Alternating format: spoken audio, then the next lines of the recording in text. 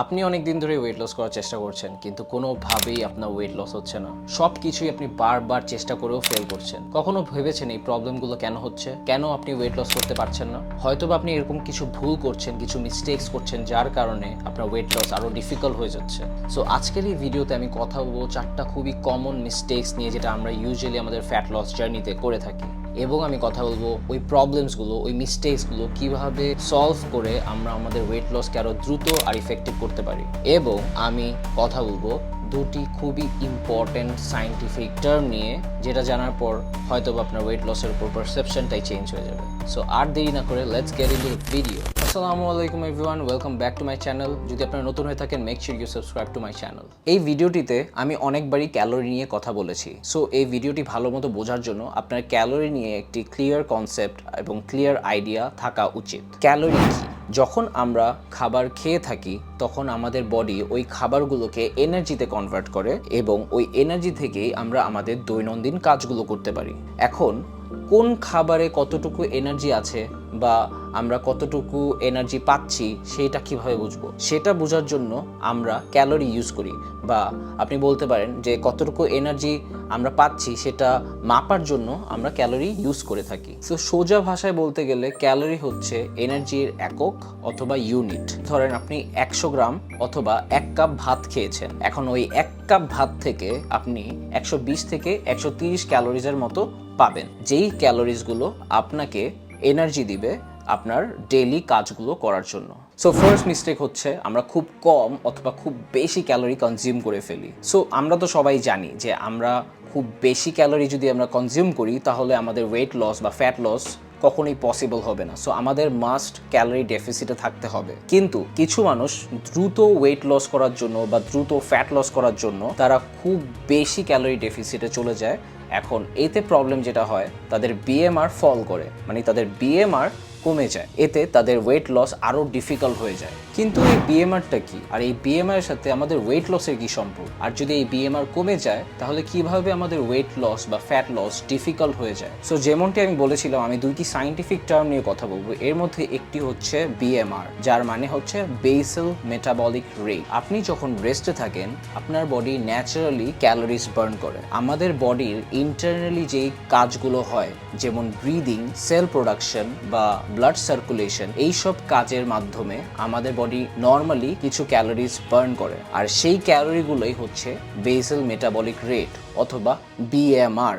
এখন আপনি যখন অনেক বেশি কম খাবার খাবেন বা অনেক কম ক্যালোরি কনজিউম করবেন তখন আপনার বডির যে বিএমআর রেটটা সেটা কমে যাবে। সোজা বাংলা ভাষায় আপনি কম ক্যালোরি বার্ন করবেন রেস্টে থাকা অবস্থায়। মানে আপনি যখন ঘুমাবেন তখন আপনার যেই লেভেলের ক্যালোরি বার্ন করার কথা ছিল সেটা ফল করবে, সেটা কমে যাবে। আর কম ক্যালোরি বার্ন করা মানে ওয়েট লস ডিফিকাল্ট হয়ে যাওয়া। সো আমরা কখনোই ড্রাস্টিক্যালি খাবার কমিয়ে দিব না, আমরা চেষ্টা করব পেশেন্সের সাথে গ্র্যাজুয়ালি ওয়েট লসটা অ্যাচিভ করার। সেকেন্ড মিস্টেক হচ্ছে ওয়েট ট্রেনিং না করা। এখন অনেকেই আছেন যারা ভাবেন যে ওয়েট লসের সাথে ওয়েট ট্রেনিং এর কি সম্পর্ক, আমি জাস্ট কার্ডিও করব আর ওয়েট লস হয়ে যাবে। স্পেশালি অনেক মেয়েরা যারা ভাবেন যে আমি তো এরকম বাল্কি বডি চাই না, আমি তো এরকম বডি বিল্ডার্সদের মতো বড় সড়ো বডি বানাইতে চাই না, সো হয়তোবা যদি আমি ওয়েট ট্রেনিং করি আমার বডি ওইরকম হয়ে যাবে, সো আমি শুধু কার্ডিও করব। বাট এটা অ্যাকচুয়ালি একটা wrong concept, because weight training করলেই আপনি ওইরকম বড় বাল্কি বডি বিল্ডার্সদের মতো বডি বানাইতে পারবেন না। বিকজ ওইরকম বডি অ্যাচিভ করার জন্য আপনার স্টেরয়েডস নিতে হবে, আপনার টেস্টোস্টেরন বুস্ট করতে হবে, তারপরেই আপনি ওইরকম বড় বাল্কি বডি অ্যাচিভ করতে পারবেন। সো ওইটা ন্যাচারালি কখনোই পসিবল না। কিন্তু ওয়েট ট্রেনিং এর মাধ্যমে আপনি আপনার ফ্যাট লসকে আরো ফাস্ট করতে পারবেন, আপনি আরো ভালো আর ইফেক্টিভ ভাবে ফ্যাট লস করতে পারবেন, কারণ আপনার মেটাবলিজমও বুস্ট হয়ে যাবে। আর মেটাবলিজম বুস্ট হওয়া মানে আপনার খাবার হজম করার শক্তি বেড়ে যাবে। আপনি খাবার দ্রুত ডাইজেস্ট করে ওগুলোকে ক্যালোরি হিসেবে বার্ন করতে পারবেন, যাতে আপনার ওয়েট লস আরো ইমপ্রুভ হবে আর আরো ফাস্ট হবে। শুধুমাত্র তাই না, ওয়েট ট্রেনিং এর মাধ্যমে আপনার বডির লাইপোলাইসিসও ইনক্রিজ হবে, যেটার মাধ্যমে আপনার ওয়েট লস আরো ফাস্ট আর ইফেক্টিভ হবে। সো লাইপোলাইসিসটা কি, আর লাইপোলাইসিস বাড়লে আমাদের কি লাভ? লাইপোলাইসিস বাড়লে আমাদের ওয়েট লসে কিভাবে হেল্প হবে? So this is another scientific term called lipolysis. লাইপোলাইসিসের কাজ হচ্ছে আমাদের বডির স্টোরড ফ্যাটকে এনার্জি হিসেবে কনভার্ট করা। সো স্বাভাবিকভাবেই যখন আপনার বডির লাইপোলাইসিস বেড়ে যাবে তখন আপনার বডির ফ্যাটকে এনার্জিতে কনভার্ট করে বার্ন করার ক্ষমতাটাও বেড়ে যাবে। মানে আপনি আরো ইজিলি আপনার বডি ফ্যাটকে বার্ন করতে পারবেন আর আপনার ওয়েট লস আরো ইজিয়ার হয়ে যাবে। সুতরাং আপনি যদি চান আপনার ফ্যাট লস ইমপ্রুভ হোক বা ওয়েট লস ইমপ্রুভ হোক, কখনোই ওয়েট ট্রেনিং স্কিপ করবেন না, বিকজ ওয়েট ট্রেনিং স্কিপ করলে আপনার বডির লাইপোলাইসিস কমে যাবে।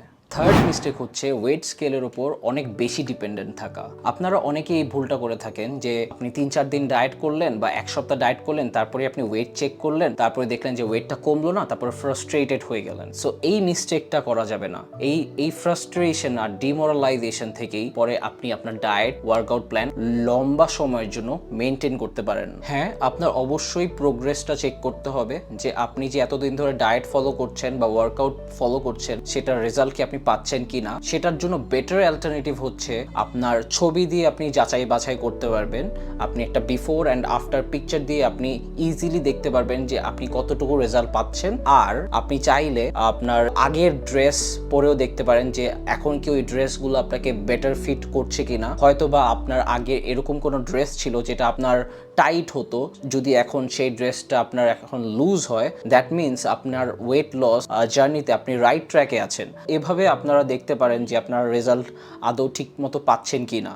কারণ আপনি যদি রেগুলার ওয়েট চেক করেন তাহলে স্বাভাবিকভাবেই আপনার ওয়েট অ্যাকিউরেট দেখাবে না, বিকজ আমাদের বডিতে বিভিন্ন কারণে আমাদের ওয়েট প্রতিনিয়ত ফ্লাকচুয়েট করে। এটার কারণ হতে পারে ওয়াটার রিটেনশন আর মাসেল গেইন অর মাসেল লসের প্রসেসটা। এইসব কারণে আমাদের ওয়েট প্রতিনিয়তই ফ্লাকচুয়েট করে। সো এরকমও হতে পারে যে আপনি এক সপ্তাহ ধরে ডায়েট করছেন কিন্তু এখন আপনার ওয়েট 1 কেজি বেশি দেখাচ্ছে। এর মানে এই না যে আপনার ডায়েট প্ল্যান ভুল, এটা হতে পারে আপনার বডি আজকে ওয়াটার বেশি স্টোর করছে, বেশি ধরে রাখছে, এই কারণে আপনার ওয়েট 1 কেজি বেশি দেখাচ্ছে।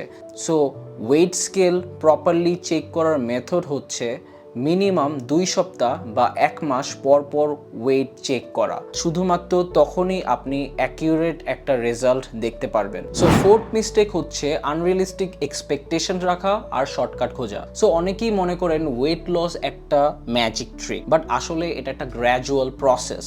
ধরেন আপনার ফ্রেন্ড 10 দিনে 5 কেজি কমাতে যাচ্ছে।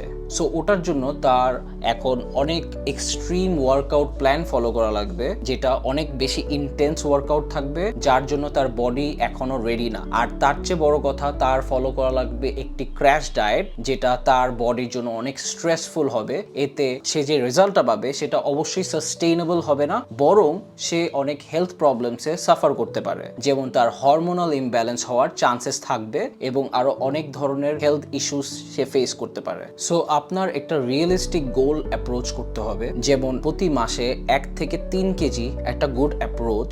আপনার বডিকে আপনার অ্যাডজাস্ট করার সময় দিতে হবে, আপনার রেগুলারলি হেলদি খাবার খেতে হবে, আর আপনার ওয়ার্কআউটকে আপনার লাইফের একটা পার্ট বানাতে হবে। এতে শুধুমাত্র আপনার ওয়েট লসই হবে না, সাথে সাথে আপনার ওভারঅল হেলথও অনেক ইমপ্রুভ হবে। আরেকটা বড় মিস্টেক হচ্ছে স্টারভেশন ডায়েট ফলো করা। স্টারভেশন মোডে ঢুকলে আপনার বডি মেটাবলিজম স্লো হয়ে যায়, যার কারণে আপনার মাসেল লস হওয়া স্টার্ট হয়। রিসার্চ দেখেছে যে আপনার বডি স্টারভেশন মোডে ঢুকলে এনার্জি সেভ করতে গিয়ে মেটাবলিজমটাকেই স্লো করে ফেলে, যার কারণে আপনার ওয়েট লস আরো ডিফিকাল্ট হয়ে পড়ে। আরো ইজি ভাষায় বলতে গেলে আপনার বডি এভাবে ওয়ার্ক করে, যখন আপনি স্টারভেশন ডায়েট ফলো করবেন, মানে যখন আপনি খাবার দাবার খাওয়া একেবারেই কমিয়ে দিবেন, তখন আপনার বডি চিন্তা করবে যে আচ্ছা আমি কোনো খাবার পাচ্ছি না, সো আমার তো বডি সার্ভাইভ করতে হবে। মনে রাখবেন আপনার বডির মেইন কাজ হচ্ছে আপনার বডিকে সার্ভাইভ করে রাখা, আপনার বডিকে বাঁচিয়ে রাখা। সো আপনার বডি সার্ভাইভাল মোডে যাওয়ার পর